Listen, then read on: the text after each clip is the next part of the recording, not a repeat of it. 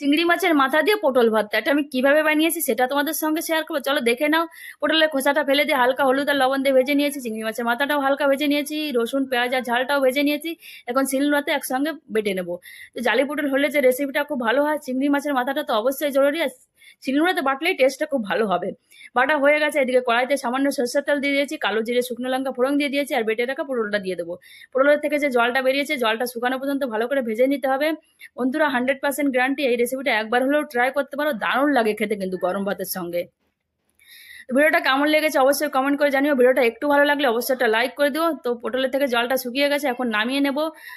যেহেতু ভর্তা ভর্তা একটু সরষের তেল না দিলে ভালো লাগে না। এই যে, তো নামিয়ে নিয়েছি। উপর থেকে সামান্য একটু সরষের তেল দিয়ে দেবো, আর দিয়ে গরম গরম ভাতের সঙ্গে পরিবেশন করব।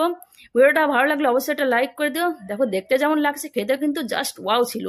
ভিডিওটা ভালো লাগলে অবশ্যই একটা লাইক করে দিও, আর কমেন্ট করে জানিও ভিডিওটা কেমন লাগছে। Bye bye.